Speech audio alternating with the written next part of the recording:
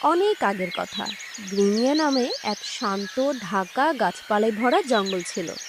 সেখানে রকমারি পশু পাখিদের বাস। কেউ খুব বুদ্ধিমান, কেউ খুব গায়েবী, আবার কেউ ভয়ঙ্কর কৌতুকপ্রেমী। এই জঙ্গলের সবচেয়ে দুষ্টু কিন্তু মজার প্রাণী ছিল ছোট্ট বানর, নাম তার লেজা। তবে একে দেখে যেন ভুল ভেবো না, সে শুধু মজাই করতো না, মাঝে মাঝে একটু বেশি দুষ্টামিও করত। তার লম্বা লেজ আর তীক্ষ্ণ হাসির জন্য সে জঙ্গলের সব প্রাণীর মধ্যেই বিখ্যাত ছিল। লেজার দুষ্টামোর শিকার একবার ঈগল মশাই। একদিন সকালে লেজা ঠিক করলো সে ঈগল মশাইকে একটু বোকা বানাবে। লেজা গাছে উঠে গল গলি আওয়াজ করে বলল, ঈগল মশাই, তোমার মাথায় একটা আম পড়ে গেছে, দেখো না। মশাই গম্ভীরভাবে মাথা নাড়িয়ে উপরে তাকালো, আর তখনই গাছের উপরে বসে থাকা লেজা কলার খোসা তার মাথায় ফেললো, চপাত।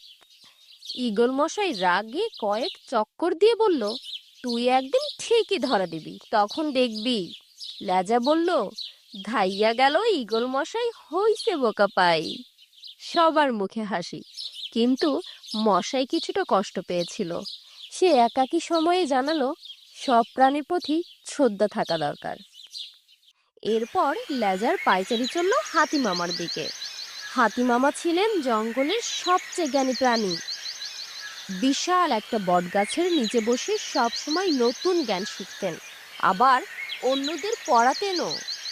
লেজা দলবল নিয়ে গিয়ে হাতি মামার সামনে চলে গেল এবং উচ্চ স্বরে বলল, এই যে হাতি মামা, আপনি এত বড়, চলতে কষ্ট হয় না? সবাই হাসতে লাগলো, কিন্তু হাতি মামা হাসলেন না। তিনি শান্তভাবে বললেন, লেজা, তুমি হাসাতে পারো, এটা ভালো, কিন্তু কারো হৃদয় আঘাত পায় এমন কিছু না বললে কি হয় না? লেজা একটু চমকে গেল। সে হাসি থামিয়ে বলল, আমি তো শুধু মজা করছিলাম। হাতিমামা বললেন, মজার মধ্যে যদি সম্মান থাকে তবে তা ভালো হাসি হয়, কিন্তু মজায় যদি অপমান থাকে তাহলে সেটা সবার জন্য দুঃখের হয়ে দাঁড়ায়। এরপর একদিন জঙ্গলের মাঝামাঝি এক বিশাল সভার আয়োজন করা হলো। সিংহরাজা শের বাহাদুর ঘোষণা দিলেন, আজ থেকে সবাইকে একে অপরের সম্মান করতে হবে, আর যদি কেউ দুষ্টামির নামে কারো মনে কষ্ট দেয় তবে সে শাস্তি পাবে। লেজা সভায় উপস্থিত ছিল। হঠাৎ এক কচ্ছপ উঠে বলল, রাজামশাই, আমার পিঠে কে যেন চুইংগাম লাগিয়ে দিয়েছে। সবাই ঘুরে তাকালো। দুষ্টু হাসি নিয়ে লেজা ঝোপের আড়ালে দাঁড়িয়ে। এইবার আর সিংহরাজা চুপ করে রইলেন না। রাজা বললেন, লেজা, তুমি খুব মজাদার, আমরা সবাই সেটা জানি, কিন্তু এখন তোমাকে একটা কাজ করতে হবে। তুমি আগামী 7 দিন জঙ্গলের প্রতিটা প্রাণীকুলের জন্য একটা করে ভালো কাজ করবে। লেজার বদলে যাওয়া।